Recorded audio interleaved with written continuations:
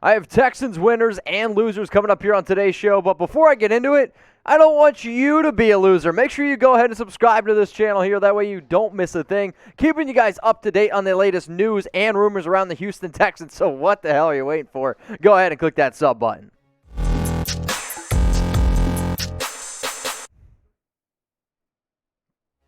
Mitchell Renz here from Chat Sports, ready to get into the Governor's Cup. Biggest winners and losers. Houston Texans on the road in Jerry World up against the Dallas Cowboys. They took care of business. They're going to come home with the win, 20-14. This has been a fun little debate here at the Chat Sports office. But the Texans, they got to win. So what I'm going to do here is I'm going to give you guys my biggest winners, and I'm going to give you the biggest losers. But first, we will start with the winners because, after all, Houston did win this game. Jake Martin, defensive end for Houston. One of the bright spots, I'll say, for the Texans in training camp has actually been the defense. There's been a lot of good reports out there that the competition's been high, that a lot of players are starting to step up. And if you watch this game closely, I really liked what I saw out of Martin, especially early on. 1 tackle, 1 sack, the forced fumble. The forced fumble was happening on the very first drive of the Cowboys, recovered by Houston, and then it ended up getting punched in by Mark Ingram. That, to me, makes Martin a winner.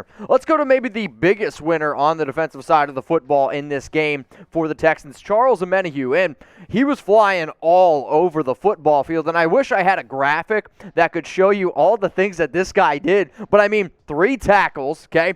2 tackles for a loss, 2 sacks, 2 quarterback hits. The young kid out of Texas, only 24 years old, he was really using a lot of that raw athletic ability that you wanted to be able to see. And for somebody who's still, trying to really fight for some extra playing time, you got to be excited about that. And anytime you see how all the struggles with the Houston offense, which we'll get to here in a sec, but it has to be at least a little bit inspiring that not only Martin, but also Omenihu, I thought they played pretty well in this game. The next winner here is Mark Ingram. And when you go out and you sign a whole bunch of free agent running backs, you're trying to get a lot of competition. It's not too long ago, back in 2019, Ingram had 15 rushing touchdowns. He had only 2 last year, lost his job to J.K. Dobbins, and this is still going to be a running back by committee. David Johnson has not played well, but what I was excited about for Ingram, he had the most carries. He had only 24 yards, but he did get that touchdown score. You saw a lot of times back in his days with Baltimore, hell, even with the New Orleans Saints,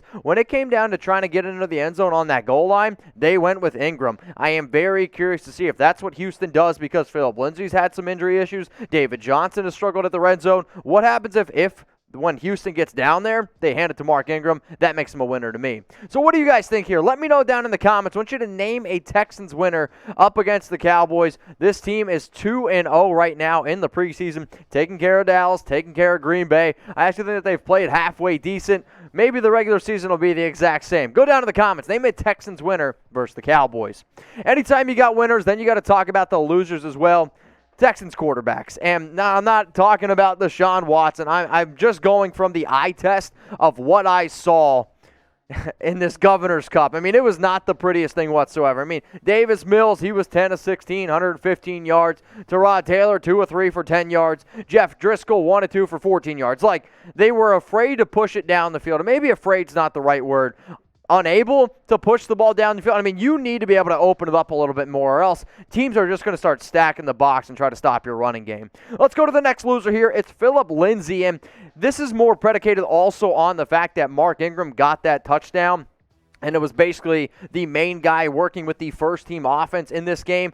Lindsay, 4 carries, only 2 yards. There's been some good reports. There's been some bad reports. But the bottom line is this. He is still competing to be able to get extra touches with Rex Burkhead, with Mark Ingram, with David Johnson. This is like a 4-headed running back room. A lot of mouths to feed. And for Lindsay, I do think that he was a loser. Let's go to the next loser here on this show. I got Chris Conley, wide receiver. So anytime when you're trying to make a new team, anytime that you're trying to impress some of your coaches, especially when some other players are down, you need to be able to come up clutch. That's just not what Conley did. He had 3 targets in this game, no catches. And when I say a bad drop, I'm talking a really bad drop. I actually bet, if you know what I'm talking about, I want you to comment me down in the down below. but there was an opportunity, the ball right through his hands. I bet you that 90% of the people could have caught that watching this right now. If you think that you could have caught the ball that went through Conley's hands, I want you to go down in the comments and let me know. So here's the last thing that we're going to bring up, because obviously there were a lot of losers in this game, even though the Texans did come away with the W. It was a rather ugly game, but if there's anybody else that I didn't mention, whether it was a winner, whether it was a loser, I'm going to be looking, so don't let me down.